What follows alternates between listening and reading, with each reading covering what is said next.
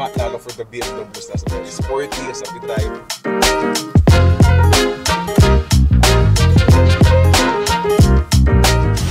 Rap! Nice reference. Sino ka ang ganda hindi mo kakayanin?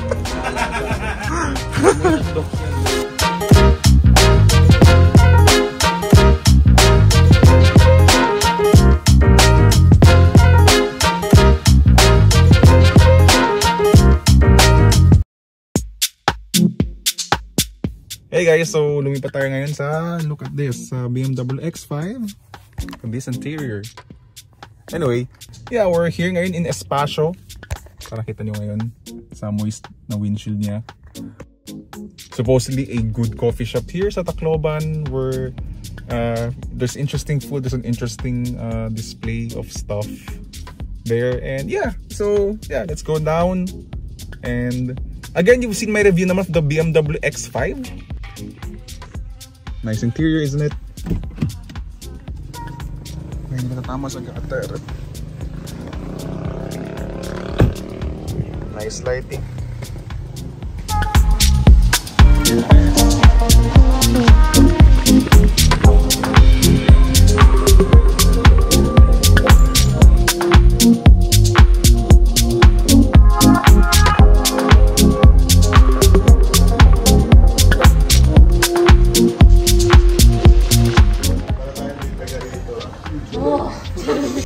Sige, turuan niyo si Kuya Iking. Hello! Tapos na-shoot ngayon si Shara. Wow! Mga ano nga pala, tropa ng girlfriend ko. Diba ganun? Siyempre, naging tropa ko rin. Oo. Tropa ko na? Ang tropa mo. Namama ko na ngayon. Actually, nung last time na pagpunta namin dito, may nagtutour talaga. Nagsasalita talaga. Kasi hindi pa siya ganun kapuno. Ngayon, mas rumami na yung collections. Hello, 2,000 bill! Yo! Mga bill. Yo!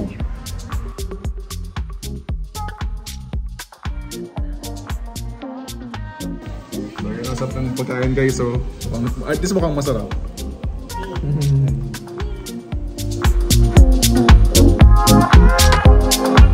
Summer po kami kinita sa pangkaibigan dito.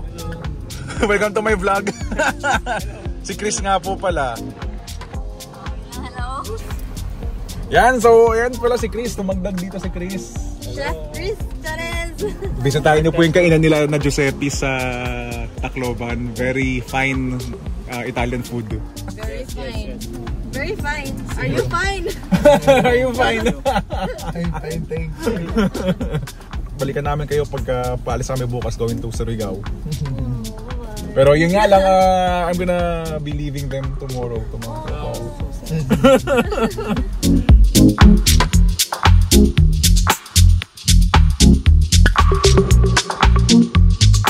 So, musta ka naman dyan?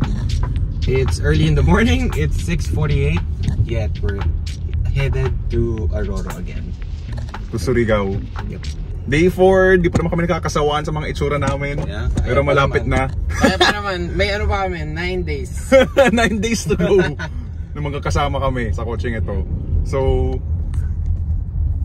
yan. We're on our way to Surigao, another Roro ride. 3-hour drive to the Roro station. The Liloan. Going to Liloan, and then I think the Roro ride is around 2 hours or 3 hours, I think. Yeah. Going to Surigao. Yep. So mag-Surigao do. Solid. Alright. So balikan ulit namin kayo once we're at the Roro or something.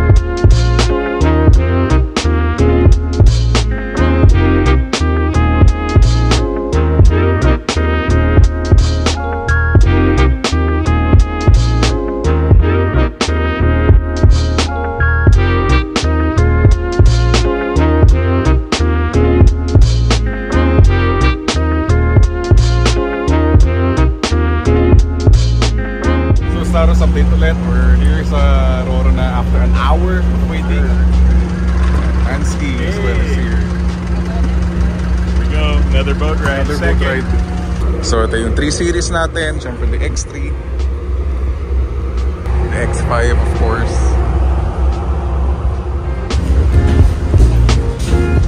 Benan, musta ka naman? Excited. Pwede natin sure.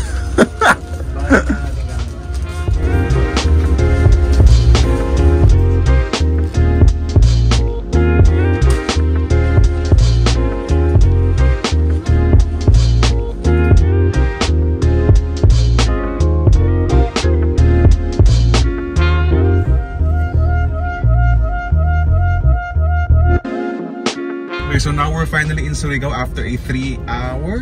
No? 3 hours, yeah. 3-hour na Roro ride. And kamusta naman? It was good. Actually, I just slept. So, importante siguro when you ride the Roro, ready ka matulog. Yun yung tip na mabibigay ko. Actually. Yeah. Nag-work ako kanina pero because of the waves, medyo tumigil ako kasi started feeling a bit motion sick. So, I think it's a good idea nga na mas komportable kang matulog because you're gonna feel the motion sickness or whatsoever. So, anyway, ayun, we're gonna be boarding off soon. So, yeah, things have been going pretty well naman so far from us. And after update you guys. Yeah, update namin kayo once we get to the hotel. Which is very near lang, di ba? Yeah, it's very near lang it's from... Like, how many kilometers lang? There's a lot of hotels, I think, after this dock para sa mga ganitong nagta-travel din. Right. That's good. Right, so balitaan namin kayo once we get to the hotel. Peace out.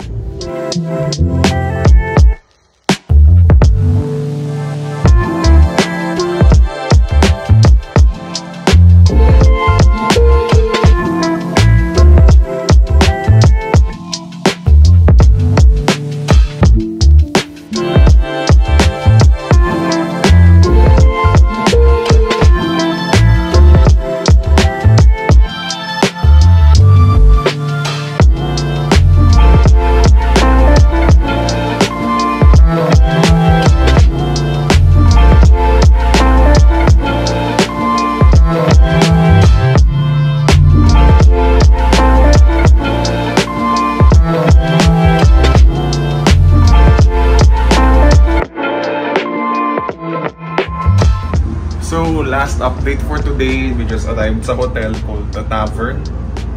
Yeah, Tavern. And look at this view. So, this is my room. It's pretty nice. May living room pa. And yeah, we're gonna be going around Surigao in a minute and explore what this city has to offer. Apart from that really nice thing.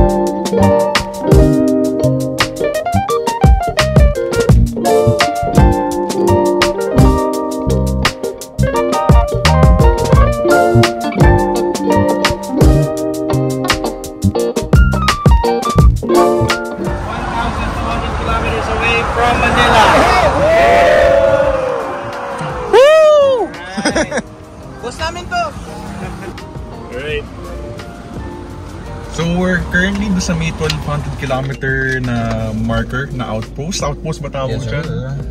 So basically this means na we've traveled 1200 kilometers from Metro Manila. Napakalayo na namin. We're currently... Sa sunstick ako, init eh. Maaraw sa labas. So ito yung KM 1200 na marker. And here's our convoy. Layo na namin, guys! Layo na narating namin. Woo! Picture pala tayo, joke lang. Picture muna kami dito.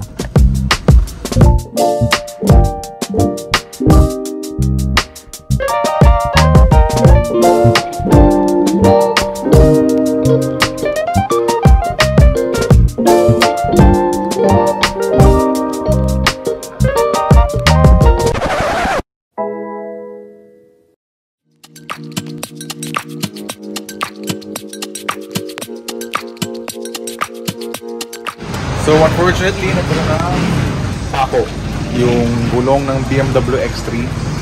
Pero currently 27 PSI for this wheel, 29 PSI for the other wheels. So 2 PSI less than the recommended yung itong nasa rear right ng BMW X3. So there's no air leakage naman as long as the Paco is there. Wala namang air leakage na nakita tayo based on the water test. Pero syempre, we're gonna be driving more cautiously on the result. So, musta ka naman dyan, Alex? We're good. We're in Butuan City already, guys. I mean, I don't know where that is. It's in Mindanao, pero layo na namin. Yeah. Minor hiccup lang with that Paco sa tire. Yeah. So, we're still safe and still doing good with these 3 BMWs. Yeah, and it's normal when you drive. Expect those kinds of issues. So definitely, if you guys want to do this Philippine loop by yourself or by your family, you always bring the tire inflator and yung mga ganun. Very important. So we're also highlighting the realities basically of doing this Philippine loop, the challenges. True. So it's not all glamour itong Philippine loop. There are hurdles, like for example yung sa Roro, hindi lang siya napakita sa video, pero actually there's like an hour of waiting dun sa mga stops namin sa Roro before we board. So tulog kasi tayo kaya hindi natin correct. Tulog kasi kami nung nag-aantay bago makasakay sa Roro. Pero yun nga, the realities lang basically of the Philippine loop. Hindi siya smooth sailing palagi. Yun nga, tong sa tires, yung... And it's actually good to showcase those kinds of stuff kasi para at least you guys that are watching, if you ever want to do it, you know what to bring. For example, yun nga, tire inflator, spare tire, make sure na hangin yung spare tire nyo. Tapos yung kung meron kayong tire repair kit and everything, bring everything na. Kasi syempre, you don't know the circumstances. Correct. Though some of the cars here sa fleet ng BMW are naka-run flat tires like the 3 Series for example. Pero I think it's a good idea pa rin to bring an extra wheel kasi always. I mean, you can't be sure kung anong klaseng damage yung ma-encounter ng wheels mo, especially at Samar. As mentioned ko sa first episode ng vlog na to, na yun nga, ang lala ng kalsada sa Samar. So, yun, still good to be prepared. Sometimes more than what the car has. True. And, yes. Magdala kayo ng sunblock. Yun yung... Yes. Actually, yung etong part kasi while you're driving, mainit. So, I put sunblock. So, guys, bring sunblock and sunstick sa face. Importante siya. Tama. You always bring that stuff. Kasi yun nga, ngayon ang init. Pero I have sunblock para hindi ako mangitim. Correct. Yeah. So, driving tips for you guys. Not just for the Philippine loop, pero in general din actually. Yeah. So, yeah. We'll see you again when we finally head to our lunch stop or at Davao City na. See you guys!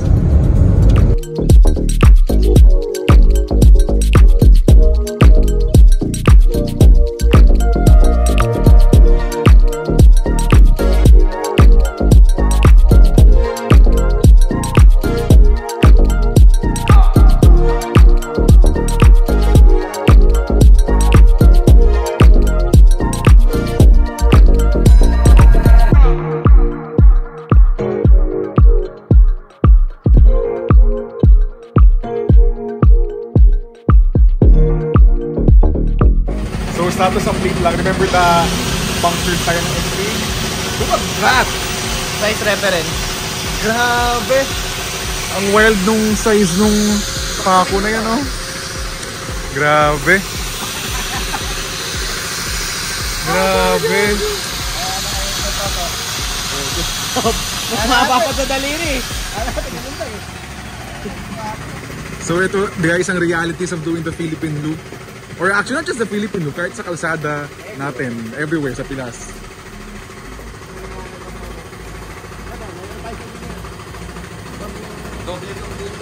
Grabe. Davao mula Manila po. Ganun katibay ang mga kotse niya, kuya. Papunta doon. Huwag kayong malakas magkakuan, biyahe. Marami ba ano doon? Oo, madaming sungkakuan. Sungkaan. Sa shoulder lane yung mga ganun, no? Mga, lubak. Sa ano madami? Sa Leyte? Dito. Diyan marami rin? Oo, marami. Mahaba yung lubak yan. Haba. Ba? Okay. Ang ganda ng ngiti yan, ha? Ikaw na, Biyar. Drive ka na.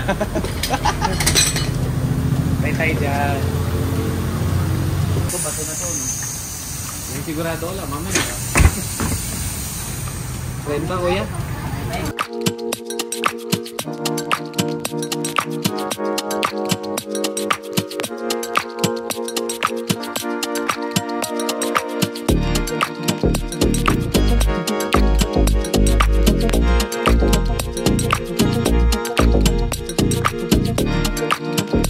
So basically all systems go na kami. From this point on, okay na yung tires, vulcanized na siya.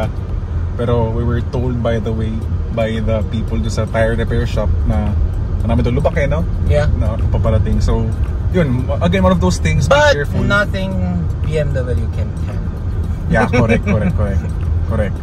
Pero syempre, be careful Yes, sa lubak. Ingat lang kayo kasi syempre ayaw natin madali yung gulong.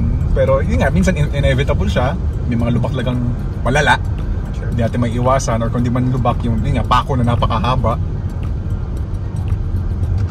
O siguro kamuting Sa gitnang multi kami. napapasok lang bigla. Anyway, and yun lang, be prepared sa mga ganong scenario. We're gonna be checking back on you guys pagdating sa Davao.